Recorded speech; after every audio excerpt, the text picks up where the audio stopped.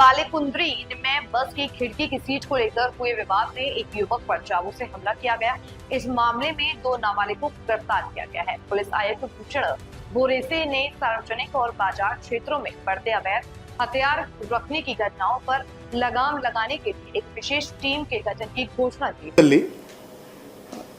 I witnesses ಪ್ರಕಾರ ಕಿಟಕಿ ವಿಚಾರದಲ್ಲಿ ಮಾತುಕತೆ ಆಗಿದೆ. ಆ ಮಾತುಕತೆ ಜಗಳ ಆಗಿದ್ಮೇಲೆ ಇವನು ಕಾನೂನು ಸಂಘರ್ಷದ ಹುಡುಗ ಯಾರಿದ್ದಾನೆ ಅವನು ಇನ್ನೊಬ್ಬ ಫ್ರೆಂಡ್ಗೆ CBTಗೆ ಬಸ್ ಸ್ಟ್ಯಾಂಡ್ಗೆ ಕರೆ ಮಾಡಿದ್ದಾನೆ. ಈ ವಿಕ್ಟಿಮ್ ಮಾಜ್ ಮತ್ತು ಈ ಕಾನೂನು ಸಂಘರ್ಷದ ಹುಡುಗ ಇವರು ಕೆಳಗಡೆ ಇಳಿಸಿದಾಗ ಹೊರಗಡೆಯಿಂದ ಕೂಡ ಬಿಕಾಸ್ ಆಫ್ ಫೋನ್ ಇನ್ನೊಬ್ಬ ಹುಡುಗ ಅವನು ಕೂಡ 18 ವರ್ಷಕ್ಕಿಂತ ಕಡಿಮೆ ಇದ್ದಾನೆ. ಈ ಇಬ್ಬರು ಸೇರಿ ಈ ಮಾಜ್ ಅಬ್ದುಲ್ ರಶೀದ್ ಸನದಿ ಇವರಿಗೆ ಅವಾಚ್ಯ ಶಬ್ದಗಳಿಂದ ಬೈದಿದ್ದಾರೆ, ಧಮಕಿ ಹಾಕಿದ್ದಾರೆ ಮತ್ತು ಚಾಕುನಿಂದ ಅವರ ಮೇಲೆ ಮಾರಣಾಂತಿಕ ಹಲ್ಲೆ ಮಾಡಿದ್ದಾರೆ.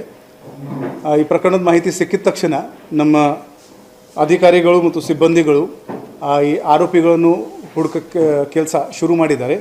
ಈ ತಂಡದ ನೇತೃತ್ವ ನಮ್ಮ DCP ಶ್ರೀ ರೋಹನ್ ಜಗದೀಶ್ ಇವರು ಮಾಡಿದ್ದಾರೆ.